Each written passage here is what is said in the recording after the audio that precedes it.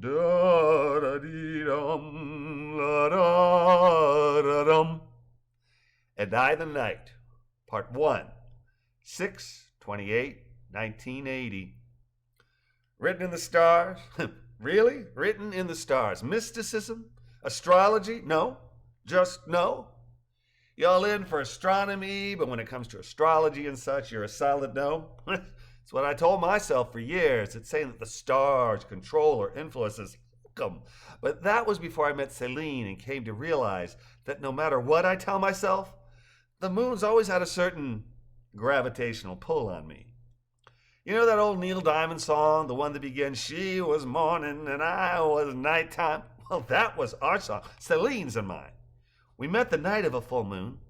It was 1980 and still June 28th, though just barely. We were both out on the UMCP quad near Taliaferro, staring up at the moon, the big, bright, full moon. I've always found the moon mesmerizing. I was out staring at it and feeling sorry for myself until she caught my eye. Then I was staring at her. I've always had a thing for tall, dark, athletically built women, and she was a super solid 2 out of that trifecta 3, and the one that was missing was the least important. Standing there in the moonlight, she looked like some goddess. I thought Aya, then Dinka, but shifted to that Roman Diana, or maybe that Greek Artemis or Selene. We were both staring at the moon openly, and I was doing my best to stare at her as surreptitiously, but she caught me looking her way. "It's absolutely beautiful, isn't it?" she said. "It is," I replied, nodding, smiling, and wondering if I should approach her or just hang back a few. I've always loved the full moon. My mama says that's because I was born the night of a full moon. This Aya, Dinka, Diana, Artemis, Selene goddess gives me a look like I've sprouted a second head. Finally, she says, "Really? When's your birthday?" "Ha!" I reply. "April Fool's, 1961, and that's no joke." "Why?" "Because I was born the night of a full moon, September 5th, 1960. And while I don't get your April Fool's crown, that was Labor Day." "For real?" I asked, my voice connoting my incredulity. "I promise. I don't remember, but that's what my birth certificate says. I'm Celine, by the way," she added, extending her right hand. "No shit," I exclaimed, immediately regretting my choice of words. Sorry. I was just thinking, well, how much like a goddess you look. Thinking about Ea and Dinka and Diana and Artemis and well, Celine. Shaking Celine's hand, I got confirmation about her statuesque height.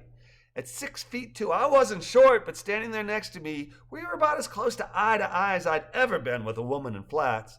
And you're not going to believe this, but I'm named after Khonsu, the Egyptian moon god. "No," Celine said, her smiling nearly eclipsing the moonbeams. "That is just amazing. You go to school here?" I extended, wondering how much to tell. "I do, but I was just visiting. I'll be a sophomore come August, but I'm not doing summer school." "You?" "Just for the summer session, then fall. I'll head back to Iowa in December. There's some classes I'm taking here that aren't available at Iowa State." "Iowa? That's a real place?" I asked with a grin. "Well, welcome. Never been to Iowa, but I've come close. Wisconsin, Minnesota, Missouri, Illinois. I've practically circumnavigated your state." "You have," Celine acknowledged with a laugh.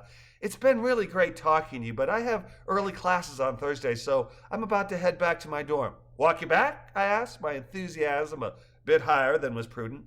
No, thank you. But you want to give me your number? Maybe I'll call you about this weekend?" Okay, I say, nodding. "You got a piece of paper and a pen?" "I do," she replied, digging in her purse, pulling out a little notebook and pen, writing something on a page, tearing it out, and handing the page, pen, and notebook to me. "That's the phone number for the dorm payphone. I didn't get a line installed. I'm Celine Summers. Just ask for me and somebody will come knock on my door." "All right, Miss Celine Summers," I replied, taking paper and pen and jotting down my name and number. "I'm Khonsu Klein, and it's been a pleasure. Looking forward to seeing you again sometime soon." "Likewise," she said with a wink and a smile, adding, "Good night," before turning and heading east.